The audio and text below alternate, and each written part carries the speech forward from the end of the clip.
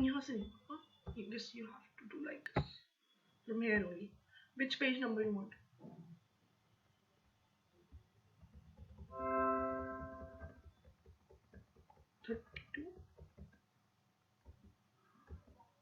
यहाँ से आज आप पढ़ेंगे।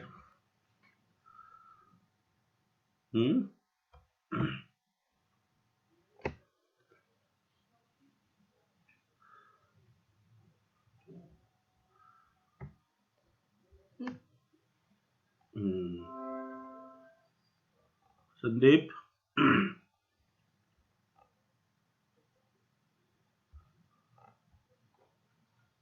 संदीप आवाज आ रही है?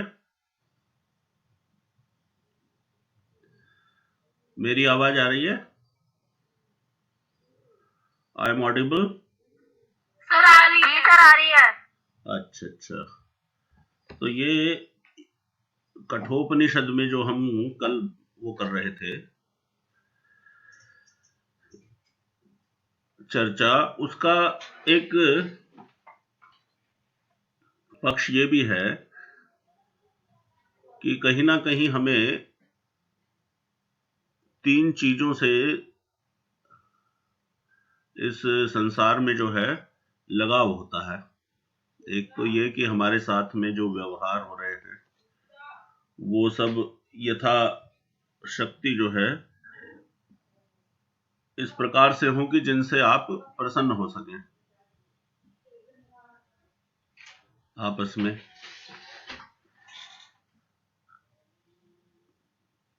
मेरी वीडियो कहाँ पे है? ऑन। मेरा ये दरवाजा बंद कर दीजिए बस। तो ये इस समय के संसार की एक व्यावहारिकता भी है।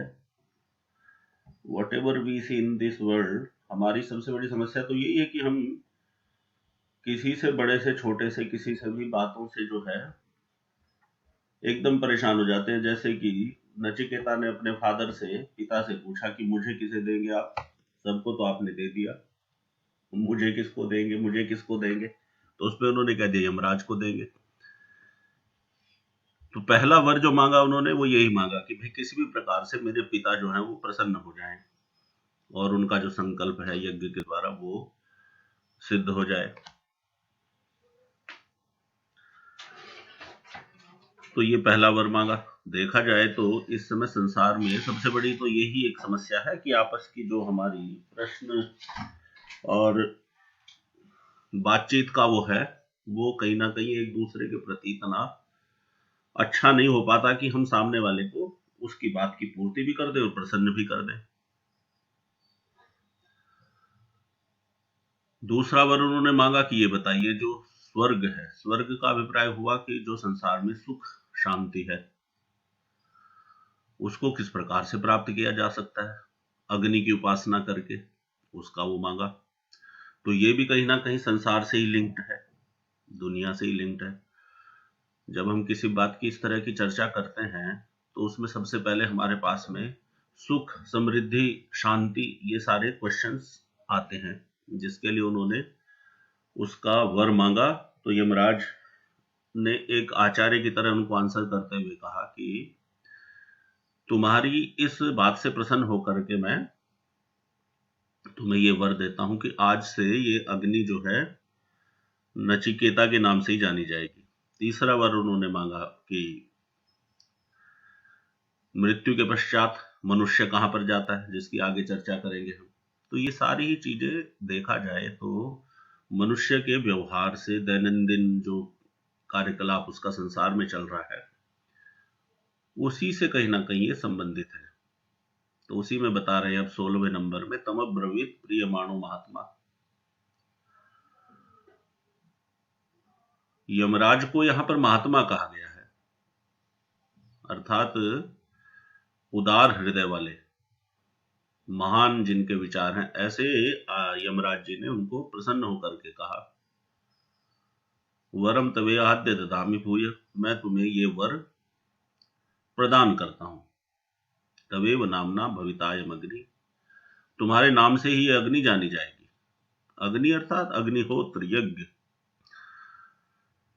बहुत से पुराने ग्रंथों में, ब्राह्मण ग्रंथों में यज्ञ को एक साइंटिफिक प्रक्रिया के रूप में बताया गया है, जिसमें कि आप स्वर्ग कामो यजेत, स्वर्ग की कामना करने वाले, सुख शांति की कामना करने वाले को यज्ञ करना चाहिए।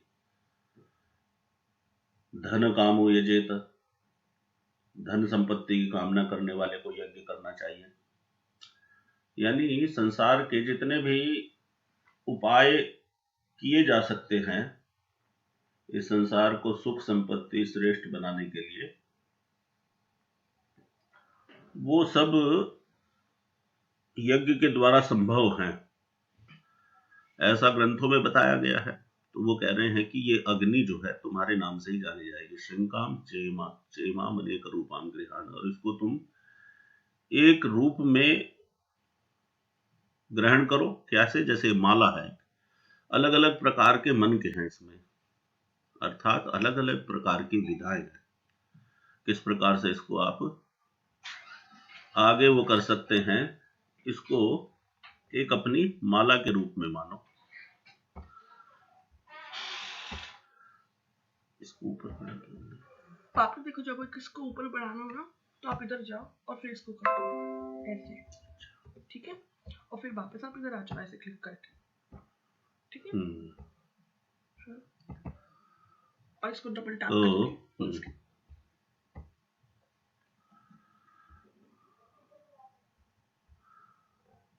समझ आया बच्चों?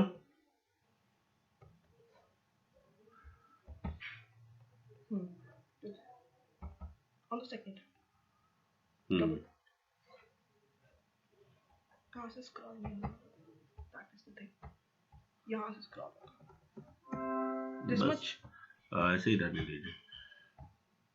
तो ये बात समझ में आ गई आपको?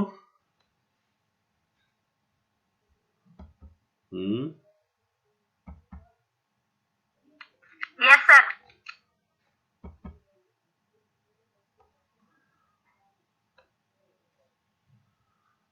इसको ऊपर कैसे करें? देखो, double tap, then you go here and then you do it. ऐसे ही दरवाजे। चलिए नेक्स्ट पे चलिए। अब 17 नंबर। नचिकेता जो है, अग्नि चयन का क्या फल हो सकता है ये बता रहे हैं। त्रिणाचिकेतस त्रिविरेत्य संधिम त्रिकर्म तरति जन्म मृत्यु ब्रह्मजज्यम देवमेत्यम विदित्वा निचाये माम शांतिम अत्यंतमेति। मैंने ये ग्राफ बनाने के लिए कहा था आप लोगों को कि आप इस प्रकार का एक ग्राफ बना लें, जिसमें ये बता रहे हैं कि 3 प्रकार से अग्नि का चयन करें। त्रिभी और 3 लोगों के द्वारा, माता पिता और आचार्य, और 3 से संबंध को प्राप्त हो, जन्म और मृत्यु। अब ये 3 दूनी 6 या 9 चीजें हो गई। और क्या है कि ब्रह्मजज्यम, ब्रह्म से उत्पन्न हुए, देव मीडियम, और जो भी विद्वान हैं, ज्ञानवान है, उनको ईड्यम अर्थात स्तुति करके, विदित्वा जान करके, निचाये माम शांतिम अत्यंतमेति। इनसे इंसान जो है शांति को प्राप्त करता है। जो दूसरा वर उन्होंने मांगा उसके बारे में ये इन्होंने अपने विचार रखे।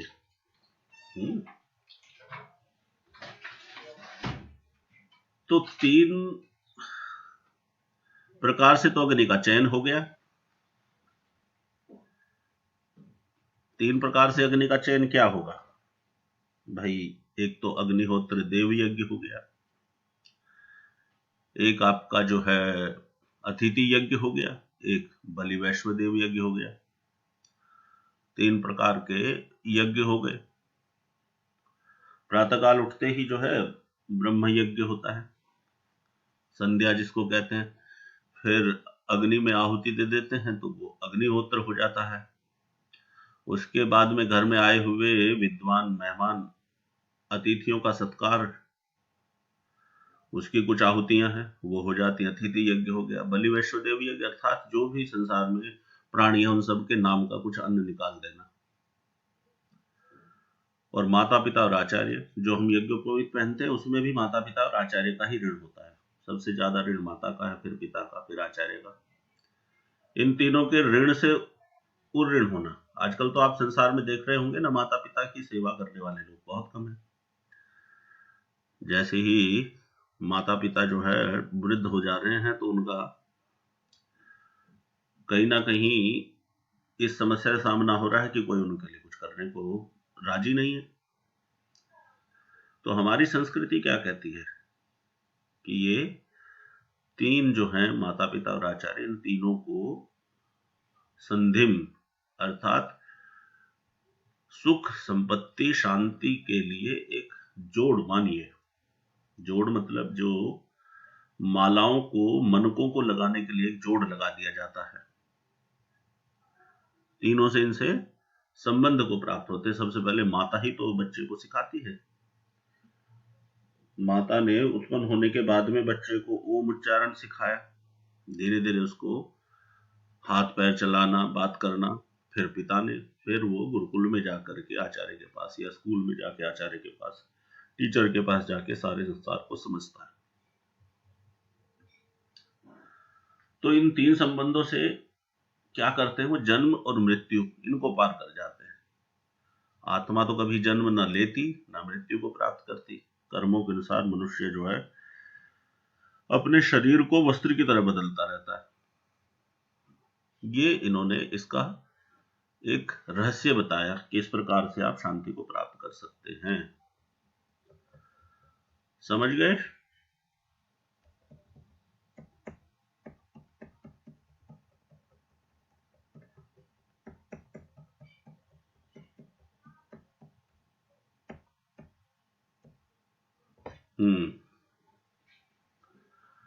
इसमें किसी का कोई प्रश्न?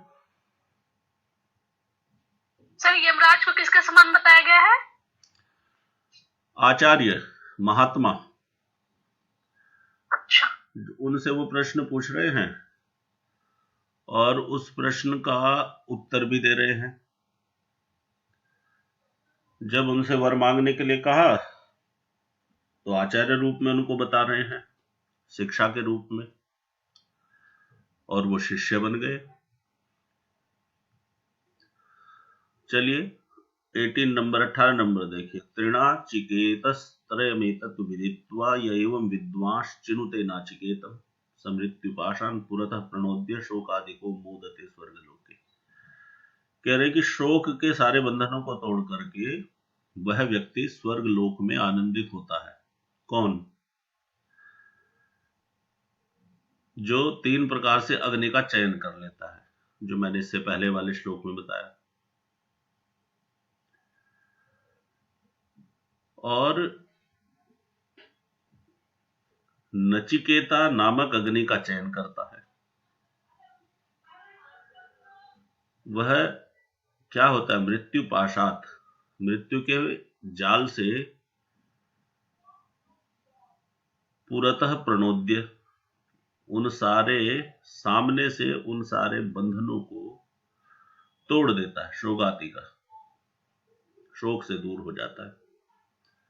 मृत्यु पाश से, मृत्यु के जाल से बचता है। अर्थात ऐसा नहीं कि मरेगा ही नहीं, मृत्यु तो होगी, परंतु उससे मृत्यु के बंधनों को तोड़ देता। बंधन क्या हो सकते हैं मृत्यु के? देखिए कभी हमारे यहाँ पर जयदेव हुए हैं, उन्होंने मरणम मधुरम कहा है, अर्थात मृत्यु भी मधुर हो जाती है। किसके लिए? जिन्होंने अपने जीवन में इस प्रकार से अपनी दिनचर्या को चलाया है, जो इसमें कहा गया है। तो वो फिर क्या होते हैं? शोक से दूर हो जाते हैं, उन्हें किसी बात का शोक नहीं होता है और स्वर्ग लोक में वो आनंदित हो जाते हैं। क्लियर? अब 19 नंबर देखिए। एषा तेग्निर नचिकेता स्वर्ग्यो यम वृणीथा द्वितीयेन वरेण एतमग्निं तवेव प्रवक्षन्ति जनाः तृतीयं वरम नचिकेतो गणेश्वर। कह रहे हैं कि नचिकेता अब तुम तीसरा वर मांग लो। कामना करता हूं कि मुझे ये वर जो मैंने मांगा है ये वर मुझे प्राप्त हो जाए। तो आप ये देखिए कि भारतीय संस्कृति में जो ये एक टेक्स्ट के रूप में ग्रंथ मिलते हैं, कठोपनिषद, यजुर्वेद की शाखा एक कट का व्याख्यान ऋषियों के माध्यम से किया गया। एक छोटा सा बच्चा यमराज के पास जाकर के इतनी महान बातों से उनसे डिस्कशन कर रहा है, पूछ रहा है मृत्यु के बाद कहाँ जाता है इंसान। यमराज कह रहे हैं ये वर मत मांगो, मेरे से ये पूछ लो, कोई और प्रश्न पूछ लो, मैं तुम्हें एक बहुत बड़ा राज्य प्रदान कर देता हूँ, हजारों वर्ष की उम्र दे देता हूँ, बड़े बड़े अश्व, घोड़े, हाथी, राज्य सब दे देता हूँ। कहते हैं ये तो सब चीजें, नचिकेता कहती है सारी चीजें तो क्या है, मर्त्य लोक में सब स्वभाव अर्थात कल नष्ट हो जाने वाली है, और धीरे धीरे हमारी इंद्रियों का तेज भी नष्ट होता जाता है। जितनी भी उम्र दोगे वो भी अल्प ही है। ये सारी चीजें आपको ही, आपके लिए, आपको, आपके द्वारा प्रदत्त, आपको ही मुबारक हो, मुझे तो बस मेरा वर बताइए आप। इस प्रकार से इतना बड़ा इन्होंने इसका दर्शन अपना बता दिया इनको।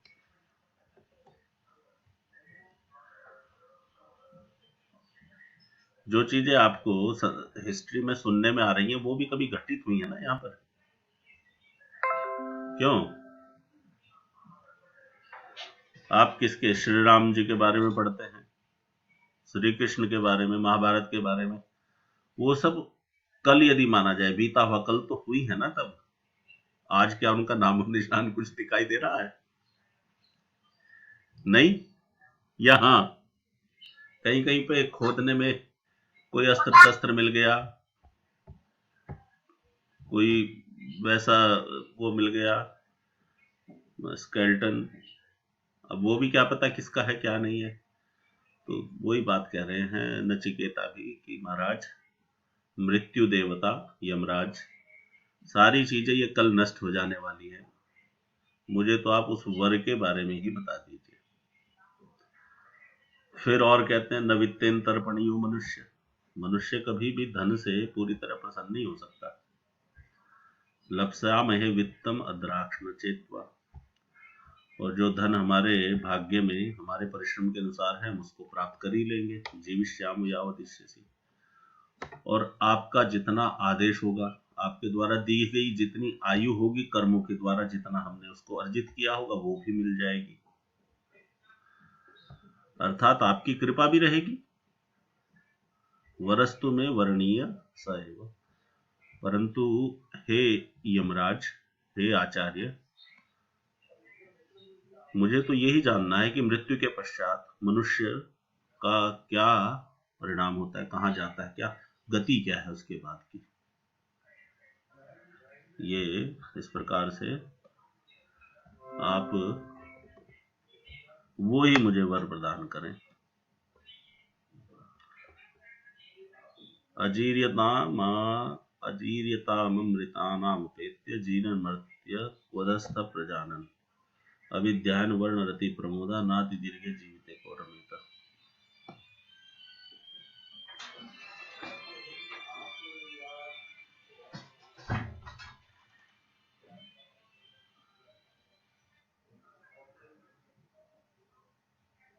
अब ये देखिए 28 नंबर,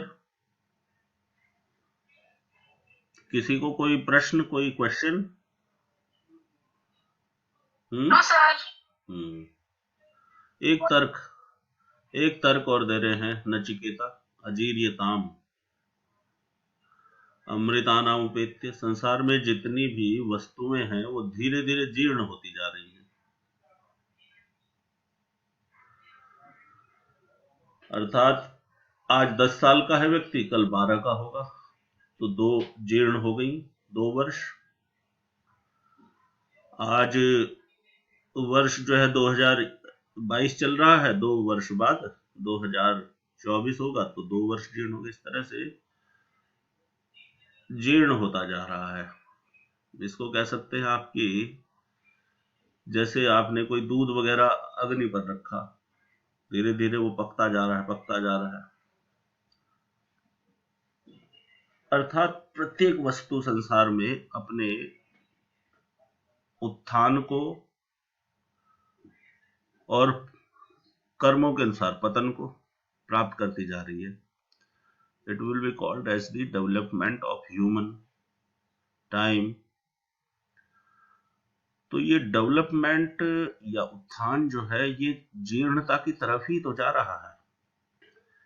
जीर्यन मर्तक कुदस्थ प्रजानन।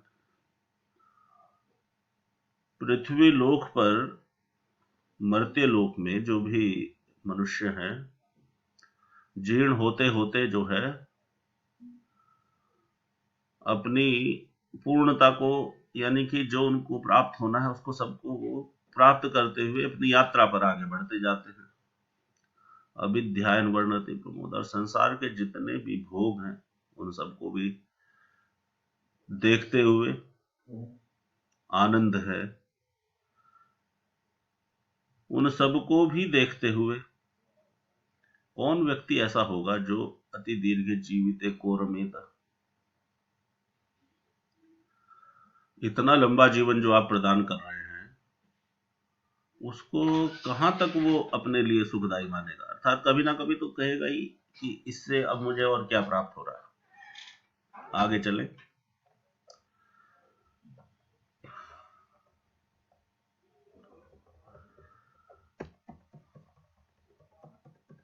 मेरे ना जस्ट शो दिस मीटिंग जो आज वाला है, सो इन द रिकॉर्डिंग ना this will also show just in middle like doing.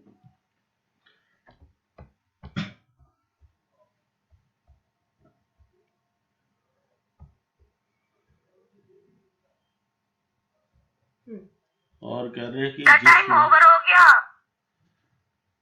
Time हो गया तो Yes, आज की हम अपनी इस क्लास को यहीं पे वो रखते हैं। आप लोगों को कोई Okay, क्वेश्चन हो तो बताएं। इसका स्क्रीन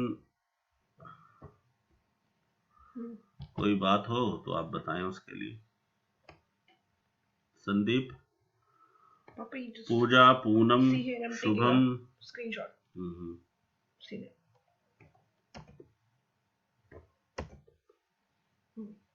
क्या ये बीनू? कोई क्वेश्चन? तो इस तरीके से चलिए फिर कल हम अपने इसको आगे बढ़ाएंगे।